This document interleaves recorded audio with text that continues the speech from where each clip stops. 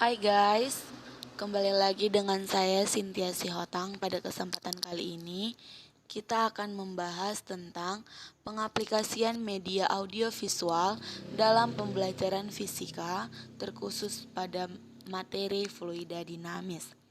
Ini sebagai salah satu pemenuhan tugas strategi pembelajaran fisika yang diampu oleh dosen Ibu Fain Eiren Siahaan, SPD MPD, Universitas HKBP Nomensan Pematang Siantar. Baik, kita langsung masuk ke intinya saja. Fluida. Tentu bagi kita tidak asing lagi mendengar apa yang dimaksud dengan fluida. Mungkin bukan baru-baru kali ini atau pada kesempatan kali ini kita yang mendengar yang namanya fluida. Nah, fluida itu adalah zat yang dapat mengalir atau disebut juga dengan zat alir. Fluida mencakup dua zat, yaitu zat cair dan gas. Zat cair adalah fluida yang non-kompresibel atau tidak dapat ditekan, artinya tidak berubah volumenya jika mendapatkan tekanan. Sedangkan gas adalah fluida yang kompresibel, artinya dapat ditekan. Ciri utama dari fluida adalah jarak antara dua molekulnya tidak tetap karena bergantung pada waktu. Hal ini disebabkan oleh lemahnya ikatan antara molekul atau kohesi. Fluida sendiri ada dua, yaitu yang pertama fluida statis. Fluida statis adalah fluida yang tidak dapat bergerak atau diam, atau zat dalam keadaan bergerak tetapi tak ada perbedaan kecepatan antar partikel ataupun bergerak dengan kecepatan sama sehingga tidak memiliki gaya geser. Sedangkan fluida dinamis adalah kebalikan dari fluida statis. Kalau fluida statis adalah zat yang diam, maka fluida dinamis adalah zat yang mengalir atau yang bergerak. Di sini, fluida dinamis adalah ilmu yang mempelajari fluida atau zat alir dalam keadaan bergerak. Nah, sifat-sifat fluida dinamis, karena kan di sini kita akan hanya membahas tentang fluida dinamis. Sifat yang pertama itu bergerak. Dari pengertiannya sendiri saja kita tahu bahwa sifat fluida dinamis itu yang terutama dan utama adalah bergerak. Yang kedua, tidak termampatkan. Artinya, tidak mengalami perubahan volume atau massa jenis ketika ditekan saat fluida atau zat alir tersebut mengalir. Yang ketiga, tunak. Artinya, kecepatan aliran fluida pada suatu titik mempunyai kelajuan yang konstan atau tetap. Sifat yang keempat yaitu tidak kental. Artinya, tidak mengalami gaya gesekan ketika mengalir. Dan sifat yang terakhir yaitu tidak turbulen. Artinya, aliran fluida mengalir dalam garis lurus lengkung yang jelas ujung dan pangkalnya. Persamaan kontinuitas. Persamaan kontinuitas menjelaskan bahwa massa fluida yang masuk ke dalam suatu penampang akan keluar di ujung penampang lain dengan massa yang sama. Nah, dalam persamaan kontinuitas akan membicarakan mengenai debit. Debit adalah besaran yang menyatakan volume suatu fluida yang mengalir melalui suatu penampang dalam waktu tertentu.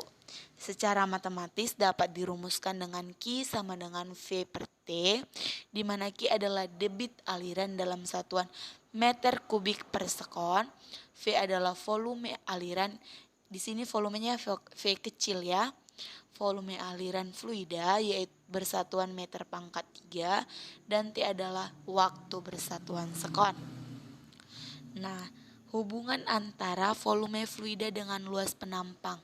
Ini contoh dari tabung atau silinder. Nah, panjang yang mendatar itu dinamakan dengan L atau bisa juga X karena dia sejajar dengan sumbu X. Dan yang menjadi tutup tabung, yang A itu luas penampang dari tabung dengan volume silinder yaitu A dikali L.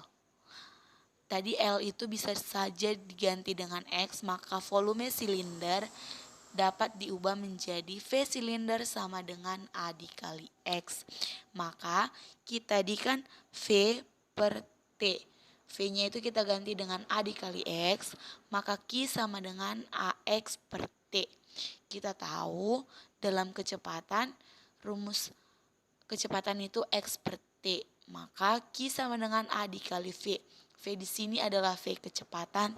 Dengan A karena dia berbentuk lingkaran atau bola, maka A sama dengan VR kuadrat dengan R sama dengan setengah diameter. Maka A sama dengan 1/4 VD kuadrat. Kemudian di sini berdasarkan azas kontinuitas yang mengatakan tadi massa fluida yang masuk ke dalam suatu penampang akan keluar di ujung penampang lain dengan massa yang sama. Maka debit fluida penampang, pada penampang yang di atas ada 3 penampang itu, tetapi dia menyatu pada seluruh titik penampang adalah sama berdasarkan azas kontinuitas, sehingga dapat dirumuskan dengan Q1 sama dengan Q2 sama dengan Q3, yaitu A1V1 sama dengan A2V2 sama dengan A3V3. Maka perbandingan aliran fluida dengan luas penampang, tadi kan luas penampang itu misalkan berbentuk silinder, maka V1 per V2 sama dengan A1 per A2 sama dengan R2 per R1 dikuadratkan sama dengan D2 per D1 dikuadratkan. Kemudian kita masuk ke pembahasan selanjutnya mengenai azas Bernoulli. Bernoulli menyatakan bahwa bila kecepatan fluida tinggi maka tekanannya rendah dan sebaliknya.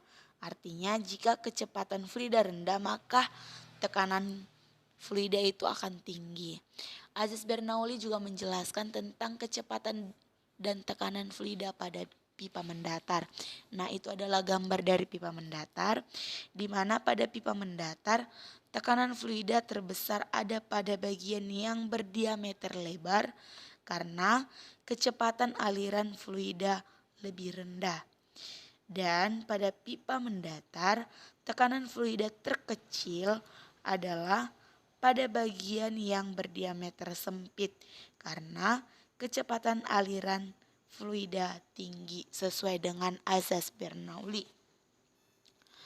Bunyi dari azas Bernoulli menyatakan jumlah dari tekanan atau P, energi kinetik persatuan volume atau EK per V sama dengan setengah rho V kuadrat, dan energi potensial persatuan volume atau EP per V sama dengan rho GH memiliki nilai yang sama pada setiap titik di sepanjang garis lurus atau konstan. Secara matematis dapat dituliskan dengan P ditambah rho GH ditambah setengah rho V kuadrat sama dengan konstan. Maka untuk dua keadaan yaitu P1 ditambah rho GH1 ditambah setengah rho V1 kuadrat sama dengan P2 ditambah rho GH2 ditambah setengah rho V2 kuadrat.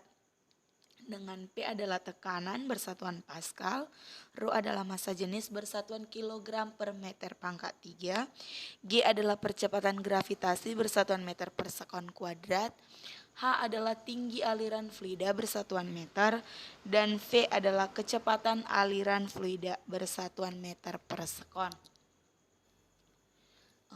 Kita masuk contoh penerapan dari azas Bernoulli dalam kehidupan sehari-hari. Kan ada banyak contohnya, itu ada venturimeter, ada gaya angkat pesawat terbang, ada tangki bocor atau tabung Torricelli, ada karburator, penyemprot nyamuk atau parfum, tabung pitot. Nah, saya mengambil contohnya itu pada tangki bocor atau tabung Torricelli. Teorema Torricelli sendiri berbunyi, jika suatu wadah yang berhubungan dengan atmosfer bagian atasnya, kemudian memiliki lubang yang jauh lebih kecil dari luas penampang wadah di bawah permukaan fluida, sama dengan kelajuan gerak jatuh bebas benda. Ingat, masih ingat kan rumus dari gerak jatuh bebas benda? Katanya di situ kelajuan gerak benda itu sama dengan gerak jatuh bebas.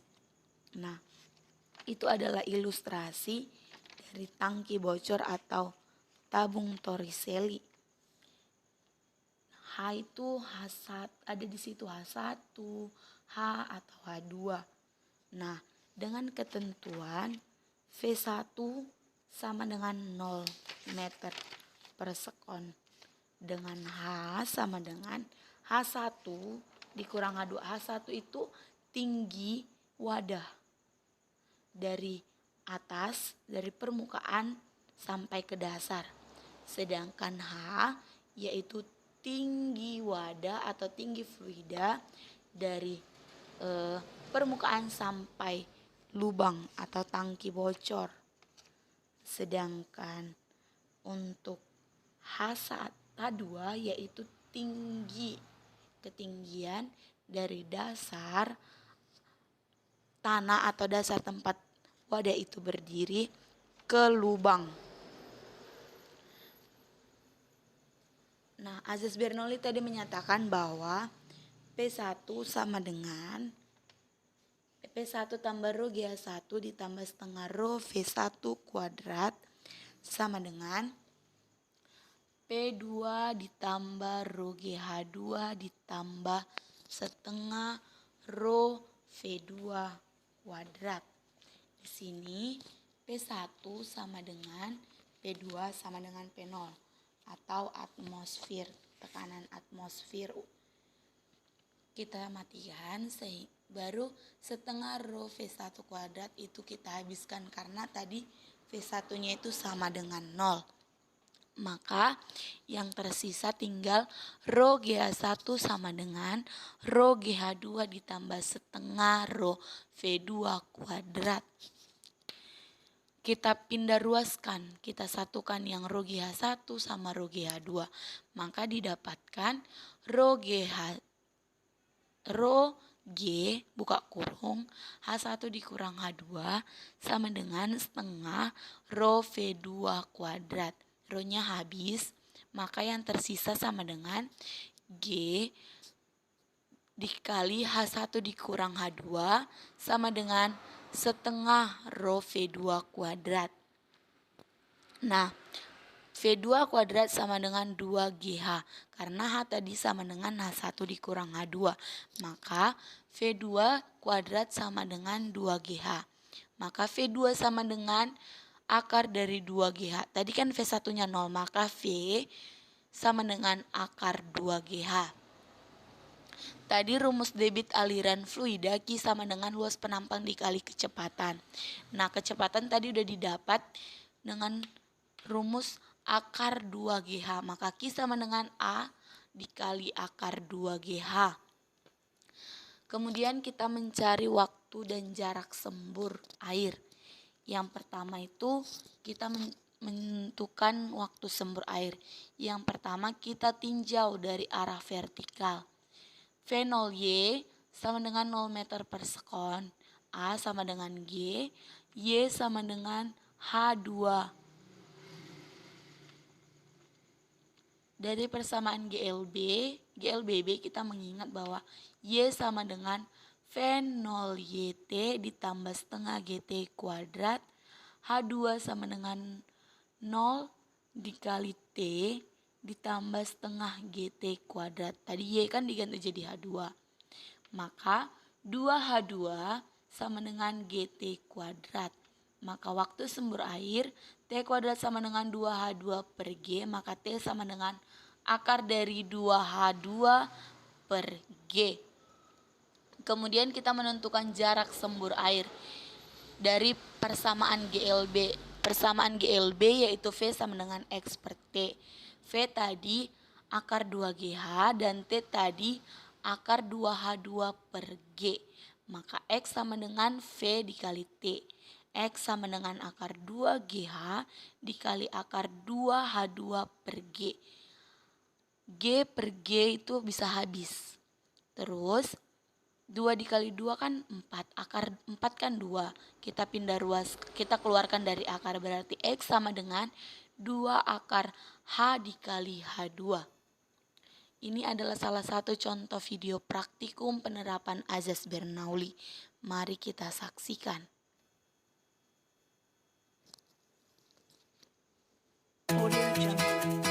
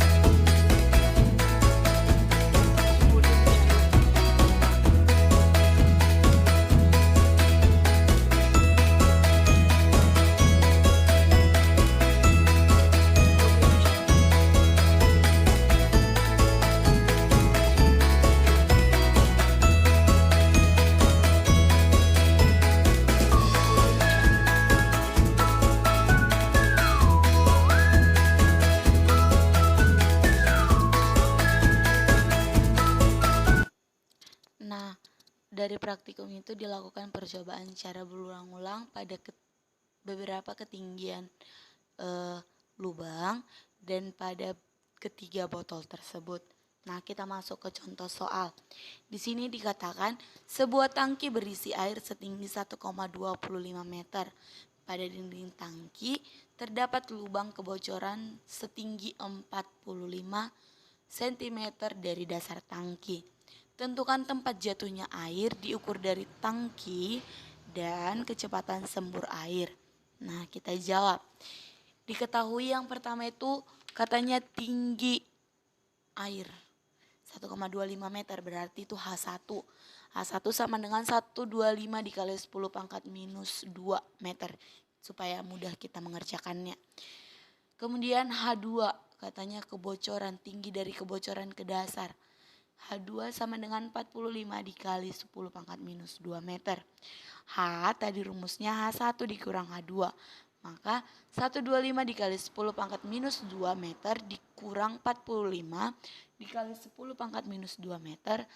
Maka H sama dengan 8 dikali 10 pangkat minus 1 meter. Ditanya X dan V. Yang pertama, penyelesaian yang pertama yaitu jarak sembur air. Jarak sembur air tadi rumusnya X sama dengan 2 akar H dikali H2. X sama dengan 2 akar H tadi 8 kali 10 pangkat minus 1 dan H2 45 dikali 10 pangkat minus 1. Maka X sama dengan 12 kali 10 pangkat minus 1 meter. Yang B yaitu kecepatan sembur. Rumusnya tadi V sama dengan akar 2GH. Kita masukkan data-data yang sudah diketahui, maka V sama dengan 2 dikali 10 dikali 8 dikali 10 pangkat minus 1, maka dapat dihasilkan V sama dengan 4 meter per sekon. Baik, sekianlah hasil dari pemaparan saya. Jika ada salah kata atau salah dari penjelasan saya, mohon dimaafkan. Terima kasih.